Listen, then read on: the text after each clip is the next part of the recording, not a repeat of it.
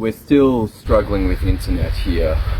It just started raining again, and my wife and a friend of ours, they went out to Lismore today, and they said it was like a war zone. Like, not Ukraine, not really. It's not really a war zone, but it's some pretty messed up stuff.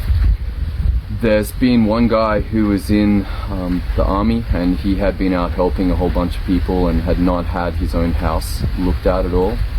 And so the call went out to help this guy, and my wife said that they stripped out everything in the house, and then they stripped out all the mud, and then they stripped out the carpet, and then they stripped out the underfloor, and then they stripped out the walls. They said there were houses that are split in half, and it just started raining again. So there is an emotional shock that is coming. Right now we're just in survival zone, you know, like people are feeling weird who are okay. Like, my house is fine, we're up on a hill, and it's like, shit, we're okay. But there's a lot of people. I think that there's somewhere around 10,000 in Lismore. I got to go to work in Mullum tomorrow and see a bunch of patients, and there's like, I drove through Mullum on Thursday, and there's just everybody's stuff out on the footpath. And the challenge that we've got is that people are not taking this as a one-off. People are already depleted after being told what to do for 2 years. Do this, do that, do this, do that, do this, do that, do this, do that. And that's been very hard on people. And so when this true natural disaster hits, one of the really interesting things has been the unification out of all of the division that has gone on around COVID. Do this, do that, do this, do that. You know, some people are like, hey, you should do this. Some people are like, hey, you shouldn't do this. But in this disaster, suddenly there's a unification. It's like, oh, I can see my pain, I can see the pain, I can see the suffering. That when everything is taken away, suddenly there's perspective. I've been asked before, like, when would the COVID thing stuff, and unfortunately I was like, look, when the next crisis comes, when the big crisis comes. I don't think we're out of this yet at all. That's the unfortunate thing, that people are waiting for this to end. I have been watching a game for 10 years now where it was going to get easier next year.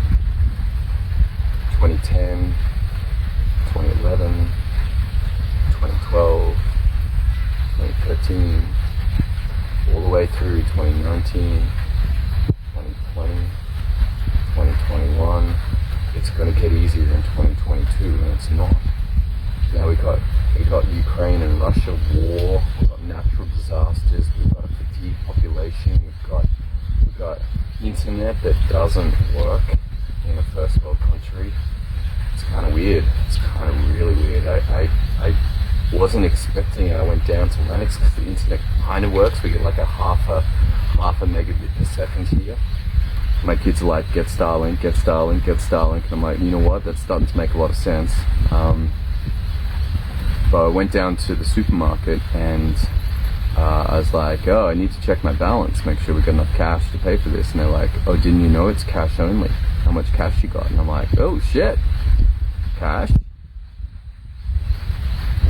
I thought we weren't using cash. ATMs out.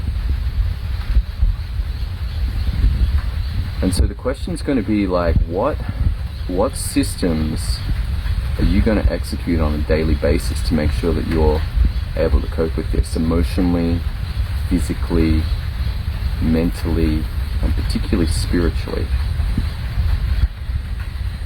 I just finished training, 40 minutes high intensity, and it showed me like I'm weak in some of the exercises. I'm weak. Alright, that's got to get better. It's gotta get better just in case. You know, like, if it all is fine, then that's great, but just in case it's not, it's better to be ready, better to be prepared emotionally, physically, spiritually, mentally.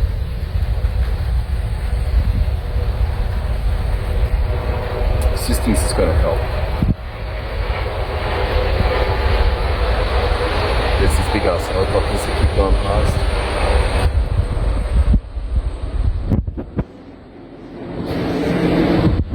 I didn't get a look at it.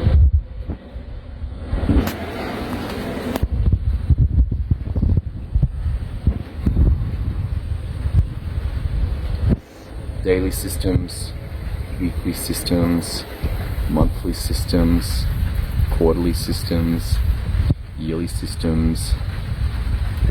Why do I think that this is worthwhile? Because systems are so much more effective than not using them. Not using them leaves you solving problems every day. Same problems over and over. The quarterly problems come up and you got to solve them again. The monthly problems come up, you got to solve them again. Your only hope is that you can handle the daily ones, but they've got their own challenges because they've got to be done every day.